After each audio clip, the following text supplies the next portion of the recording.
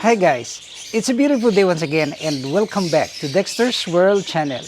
Have you thought of raising guppies as your livelihood? If you're thinking about it, you are on the right track because raising guppies are very lucrative. In fact, I have known many friends that are living out of raising guppies, meaning they're deriving their incomes out of raising varieties of this beautiful colored fish.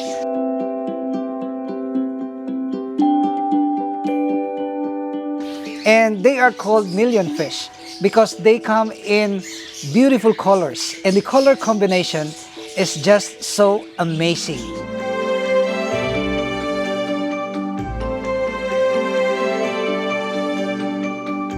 And today's video, allow me to revive once more about our guppy breeding. Of course, this is the bread and butter of our pet store. And you will know that guppies is so easy to propagate. They're easy to breed only if you will note some of the basic characteristics of the guppies.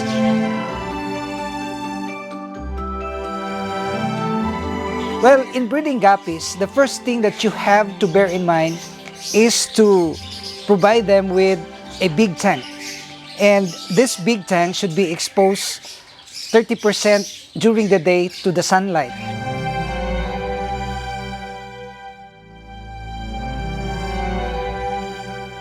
Meaning that if you are raising your guppies indoor, you will think about putting lights in order to mimic the sunlight. But it is really best to raise guppies outdoor. And if you are raising your guppies outdoor, of course, you will be watchful and be mindful about the predators like the frogs and even the birds during the night. So we will put some cover. So in this particular tank, you will see beautiful guppies, and they are the adult ones. And I just placed in here some 10 female guppies and around 10 male as well. And they are now plenty. They have produced plenty of babies, and much of these babies are already adults for breeding. And to tell you honestly, I have already sold hundreds of pairs from this tank alone. So this is an encouragement. If you are looking for an activity where you enjoy doing it and at the same time you are, making money, then guppy raising is one of the best things that you can do.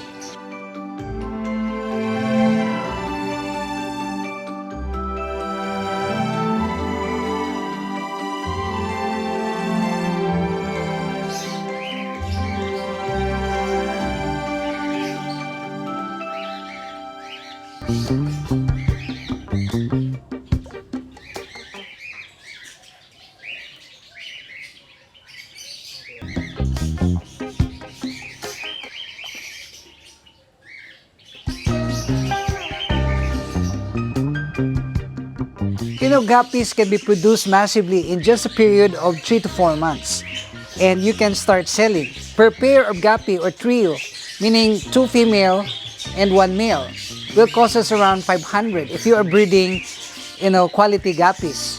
And this type of guppies are actually the best seller in the market. Well, when talking about guppy farming as your business, I must tell you that year in, year out, there is a big, income out of raising these guppies.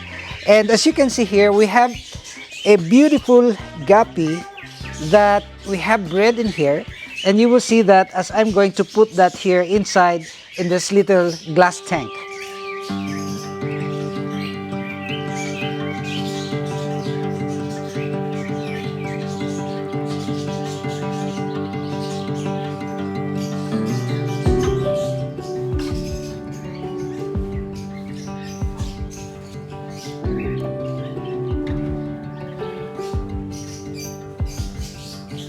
Let me tell you something very important on how to massively produce your guppies.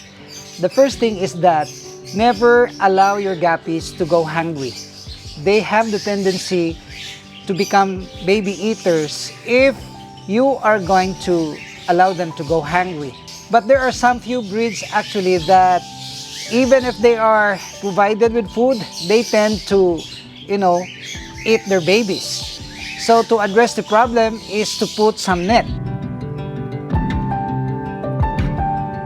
This type of guppies are not baby eaters unless they go hungry. So there are several methods in which we will become very successful. The first one is, in order for them to not eat their babies, you will provide with plants like this one. These plants are very essential in your tank of guppies because aside from it will provide oxygen, this will filter the water, and at the same time, this will serve as the hiding place for the babies. So if you don't have the luxury of time monitoring about the activities of your guppies, then I must recommend that you have to put some plants, live plants for that matter. And when talking about plants, it is best that you will have this hornwort, you will have this hydrelia, the kabomba, and other plants which can creep your tank and serves as the hiding place for your guppies. I've been raising Dombo mosaic guppies before. I've been raising this koi guppies. We also have this platinum guppies, this albino red guppies, and they are so fantastic, very beautiful to see inside the aquarium. And one thing more about raising guppies, if you are in doubt about your guppies and you have an ample time, well, it is also best to catch all the babies and put them in a separate container as soon as they are born. By the way, for those of you who are not familiar with guppies, they are live bearers. They are not egg layers or spawners. They will give birth to babies. And as soon as these babies are, given birth, you will immediately catch that and put that in a separate container. But if you don't have the luxury of time, of course, as what I have said, you can put them inside the net, or you will provide the most easy thing. You will provide the live plants, such as this one.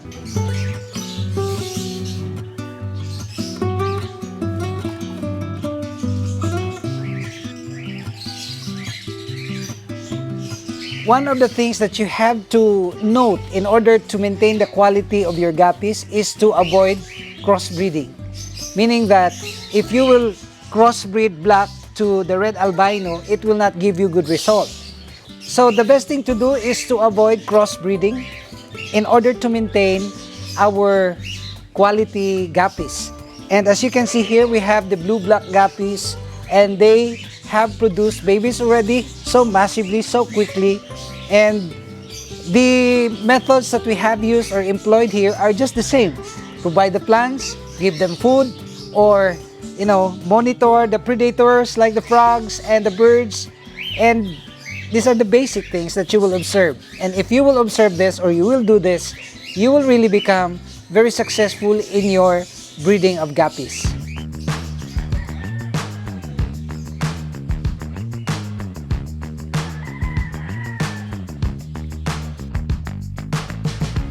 You guys can see that this mud pan is full of black guppies. And the question that maybe you will ask is, can we breed our guppies here in the mud pan? Well, absolutely yes. But this mud pan has so many factors to consider. The first thing is, if they are exposed to the frogs, then the frogs can just lay their eggs and the tadpoles can develop inside the mud pan and they will eat all our guppies. Guppies are easy to produce when they are raised in the mud pans. And actually, one of the things that made me successful about the guppies is because of the mud pans, like this one. In our old farm, we maintain mud pans exclusively for the guppies. And this is one thing that you should also consider, exclusively for the guppies. You cannot mix them together with the koi and the goldfish because their babies will just be eaten up by the bigger fish like the koi and the goldfish. So we will have an exclusive place for the guppies. And another question that maybe you will ask is that, is live food really essential for the guppies? Well, my answer is yes, it is essential. But if you don't have live food, then you can just feed them powdered pellets, and that would be good. High protein pellets is also good for our guppies. So they are not so picky with this food. As long as they are placed in a good environment and they are protected from the predators and their babies are protected as well, you will become successful in your guppy breeding. So I hope this video would encourage you to breed your own guppies and make money out of it. And if you guys are not subscribed to this channel, may we humbly ask you to please subscribe and hit that notification bell, because we are regularly uploading informative and very challenging videos. And I would like to see you in my next video, all here at Dexter's World.